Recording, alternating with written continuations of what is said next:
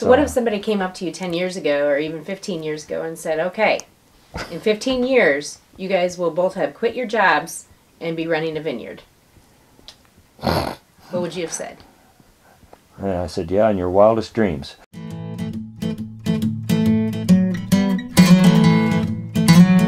We're Dean and Nancy Rogers. We live on rural Iowa, by Scranton, Iowa, if you want that, I don't know. But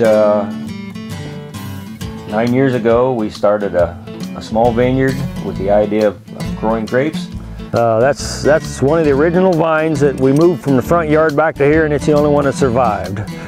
That's a Concord vine. On a good year, it'll produce about 40 pounds of grapes. We saw an article in the Des Moines Register about somebody growing grapes and the potential for income dollars per acre. And I said, that old vine out there just grows all by itself. That's something we can do here. So the next year, we put our first 100 vines in the ground. After the first couple years, we started getting a lot more grapes than we could sell. And you can only sell so much jelly in a short time. So then we have grapes left over. What do you do with them? We found that we needed to add other products to our line, to what we could offer, and talked with the Small Business Development Center about what other things we could do and how that would enhance our business if we had other things to offer. And we looked for other things that we could make.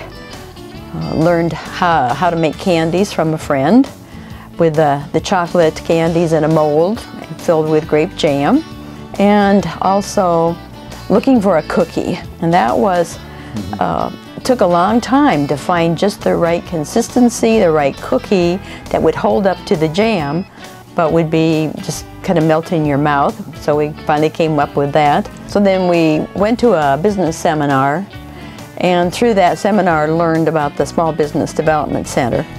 And at that point we were using a homemade brochure and homemade business cards, and the Small Business Development Center took our brochure and developed a really nice looking brochure with the grapes in the background and got all of our product and product prices and everything on there. So that was a really nice move toward really making this kind of a hobby thing into a business.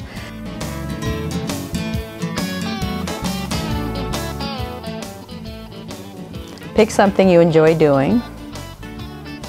Pick something you know you can do. Or you can find out how to do it. Yeah. But be ready to try new things, different directions, look for where else it might lead you, be open-minded about it.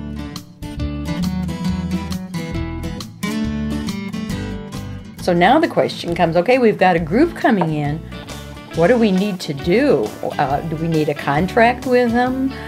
What do we do about selling our product to a group coming into our place?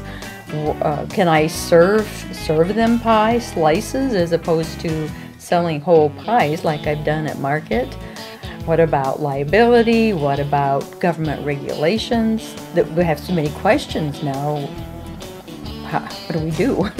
The first thing you want to do, though, is probably check with your insurance company and explain to them, here's how our business is set up. We are a sole proprietor. We are going to be having some events here. And there's different things that you can incorporate with the insurance, especially having it home-based business.